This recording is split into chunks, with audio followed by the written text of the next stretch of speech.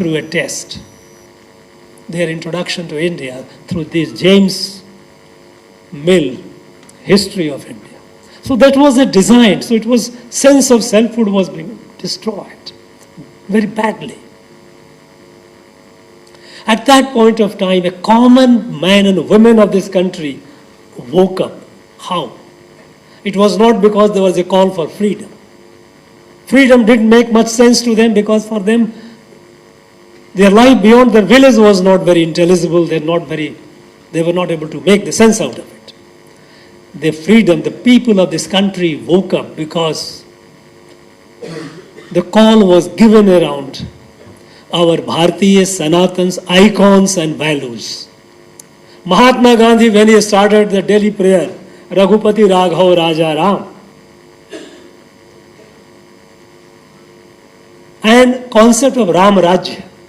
Ram Rajya. People of this country, though they were illiterate, they knew two things. One was a day-to-day suffering at the hand of the British. And the second, a Ram Raj would be one which they had heard through acculturation, through sanskar, that is when you have everyone happy and prosperous. So, removal of this British rule would bring Ram Raj. This notion of Ram Raj, invocation of Sri Ram, that woke up this people of this country. Even here in this Tamil land, when Swadeshi movement had started, what was the call given by Bausi and others? They had called Swadeshi Ram Baan. People said, suppose if you make clothes, how is it going to drive away the British? It was beyond. Normal course, it was beyond the thinking of a common man. How could making clothes and spinning wheels is going to drive out the British or boycotting the goods? And so, our great leaders like Bausi and all, they called Swadeshi is Ram Baan. People understood what is Ram Baan, something that will destroy an evil forever. There is no escape from Ram Baan. So if you adopt Swadeshi, British had to leave. British rule would be finished.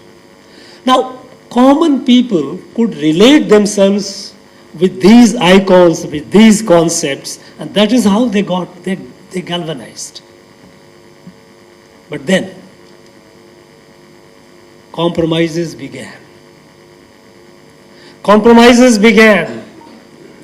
Policy of appeasement was adopted. Now imagine,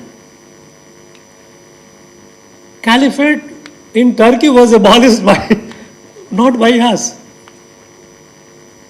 When Caliphate in Turkey was abolished, more than 20,000 Hindus of Malabar were killed. More than 3 lakhs of them were displaced. But then at the time, our leaders who were leading the movement, they did not utter a word. Because they thought, instead, they joined Khilafat movement. Yes, they started sympathizing with the people of a cause far away from the land. This is extraterritorial loyalties. In this pursuit to appease the extraterritorial loyalty of a section of people, the killing of thousands of our people and displacement of lakhs of them went unnoticed. It was played down. Vande Mataram, which used to be the song, the whole nation woke up to Vande Mataram. When Bankim Chandra wrote this Vande Mataram in the wake of the first Bengal famine, to energize the people woke up, Bharat Mata, Vande Mataram. It was considered, no, how can you have a Vande Mataram? They had to discontinue Vande Mataram. One by one, systematically we started compromising with the core values of Bharat. And then a situation came when the country was partitioned. I often ask my historian friends a question which remains unaddressed today and which needs deeper study and research. In 1905, when a province of Bengal was partitioned on communal line, when the British had created Muslim Bengal, the whole country had revolted. There was a protest. Bhausi Chidambaram Pillai here, Bhausi, he took up, he was the one who joined the movement, who led the movement. Something happens in Bengal, the protest was here. All over the country, the people revolted. No. Normal course today, if you think of, something happens in Bengal, why should people bother about it? Day in and day out, something happens in Bengal. It is happening in Bengal, day in and day out. But I don't think we are much concerned about it. We are becoming so distant.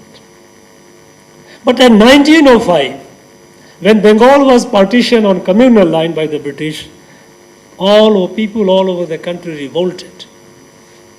So much so. And the rebellion continued. 6 months later, British had to undo it. When Jallianwala Bagh happened in Punjab, the whole country revolted. Revolt was held, tremor was felt here in this land. We know that leaders like Kamaraj and all were product of that. They had revolted and joined the freedom movement. But 42 years later, when the whole country was partitioned, the whole country watched it mutely, meekly. What happened? What was there in 1905 when there was no organized national freedom movement, and yet something happening in one part of the country, the revolt was felt, the impact was felt in the whole nation. And 4 decades later, the whole country is partitioned. At that point of time, it was only a partition of a province on communal line.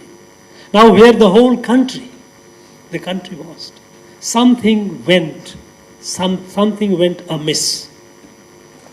And this, what was happening, disturbed the leader like Syama Prasad Mukherjee. He realized that, look, we are moving towards independence, we are fighting for independence, but in the process, we are losing Bharat. Do we lose Bharat? What kind of bargain we are going to have? He suffered. He did whatever he could. Some of these descriptions have been made by Professor Kanak Savapati, that how partition of, when the country was being partitioned, Bengal, the whole Bengal was to be given to Pakistan. It was he who led the movement. No, it is not possible to take away the whole Bengal from Bharat. So at least a part of Bengal was retained with Bharat. Jammu and Kashmir. Jammu and Kashmir is a case that if you closely, minutely study, it tells you how we had deviated, how far, how distant we had gone from the whole idea of Bharat.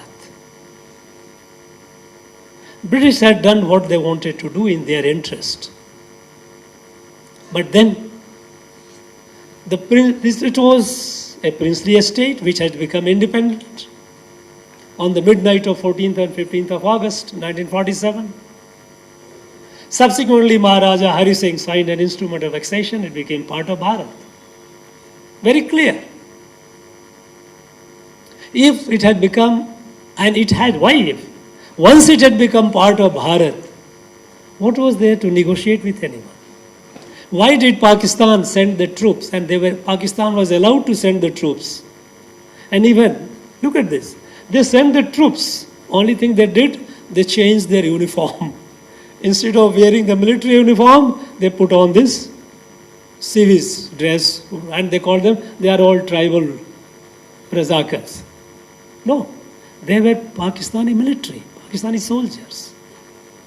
When they moved, why they were not chased back? Why did we wait? But then if you look at who was the head of this state at that point of time, head of Bharat. Look at, this is a country, it must be unique in the world. When a country which has become independent, the head of the country remains the same Britisher. He is not only the head of the country as the Governor General, he also was the Commander-in-Chief of Indian military. He didn't allow the military to move. What kind of game it was being played? And eventually when,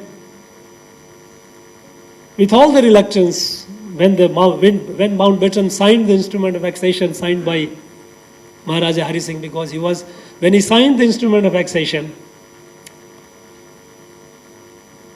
Mountbatten was reluctant to sign it.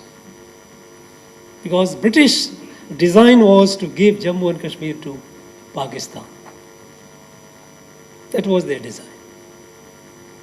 But eventually, he had to sign it because there were Sardar Patel, people like him, who didn't let Mountbatten have his way. But after signing the instrument of accession, when the troops were sent, why the troops were stopped halfway? Why didn't they allow the troops our Indian troops to move and clear the whole Jammu and Kashmir of the presence of Pakistanis? They were stopped. Because the British advised our Prime Minister, you go to the United Nations. And we know that our first Prime Minister was such a great Anglophile, he has such a great love for the British, that whatever they advised, whatever Mountbatten and others they advised, he went by that. And we continued paying the price of it till today. Till today, a major part of Jammu and Kashmir is with Pakistan. Till Prime Minister Modi came in 2014, there were numerous attempts to settle with Pakistan. You take away POK. Pakistan occupied, let it be yours. Let the line of control be the border, international border. And here I must say that we owe it to the Pakistanis that they refused. They said, no, we'll take the whole Pakistan. The whole of J&K. Otherwise, government of India would have signed a treaty as some kind of an agreement saying that, okay, let LOC be the border, international border. Nobody had talked about, in fact, conscious effort was made to erase from the memory, from the public discourse, any discussion about Pakistan-occupied Jammu and Kashmir. Even from our Indian military maps, that area was not discussed until 2014. Slowly, it was forgotten. It was only after Prime Minister Modi came that this unfinished agenda, we are completing it, finishing it now. The one that 370. Abolition of 370 is a correction of a historic